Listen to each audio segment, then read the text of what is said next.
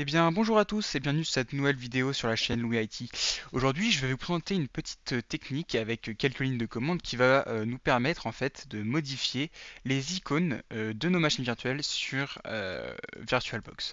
Donc là, vous pouvez voir que sur mes machines virtuelles, j'ai une Kali, une Ubuntu et une Linux Mint Debian Edition avec les icônes personnalisées en fait de chaque distribution et qui ne sont pas disponibles de base dans le logiciel, hein, parce que quand on crée une machine, on voit bien ici qu'on a des icônes par défaut qui sont très limitées en fait. Donc voilà. Donc nous, notre but, c'est de modifier ces icônes là en fait pour pouvoir mettre celles qui nous conviennent pour avoir une meilleure organisation et que ce soit plus agréable à travailler dans VirtualBox. Donc on va prendre aujourd'hui l'exemple de macOS, hein, parce que j'en ai téléchargé une petite icône macOS, donc c'est pas très compliqué. Donc ce qu'on va faire, c'est qu'on va commencer par créer la machine. Donc on va l'appeler macOS 01. On laisse ça, bon, on gère sa RAM, on gère ça, tac. Ça c'est pas important parce que moi je vais juste travailler pour l'icône là sur ça, mais donc c'est pas très important. Hop, je le laisse comme ça. Et donc voilà, donc j'ai pas mis d'ISO, j'ai pas trop touché les paramètres. Hop, je vais la lancer en fait. Il faut la lancer une première fois sur notre machine. On va donc, donc là elle est lancée, le temps que ça charge. Donc je choisis pas de disque, hein, je laisse comme ça. Évidemment, il va me dire qu'il y a une erreur parce qu'il ne trouve rien à booter. Bon, c'est pas grave. Ce que je vais faire, c'est que je vais attendre que le shell se lance, parfait.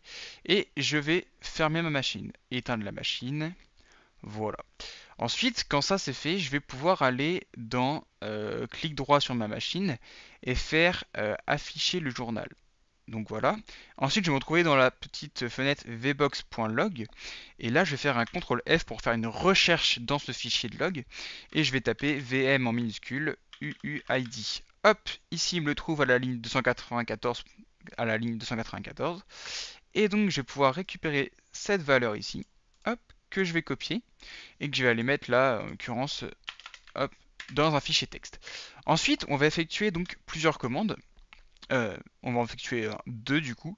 Donc on va faire un terminal de commande avec Windows R CMD et je vais effectuer cette première commande qui va me permettre de me déplacer dans le fichier d'installation du programme VirtualBox.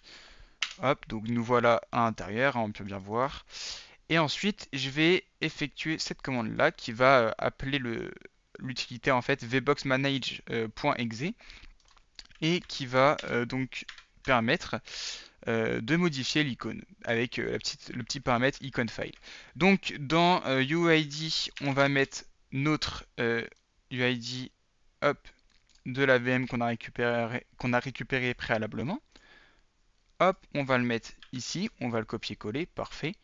Et ensuite ici, on va spécifier le chemin de notre icône qui nous intéresse. Donc moi en l'occurrence, mon icône, elle est rangée dans le chemin que j'ai déjà préindiqué.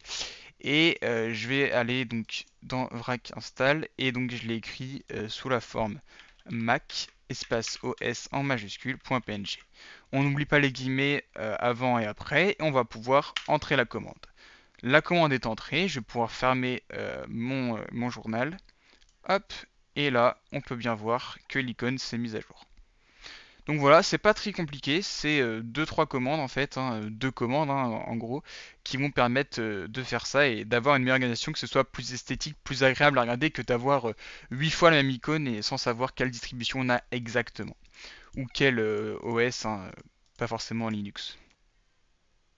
Et donc voilà, c'est la fin de cette vidéo. Donc si elle vous a aidé, n'hésitez pas à me le dire dans les commentaires et à aimer la vidéo. Moi je vous dis à les prochaines. Allez, ciao!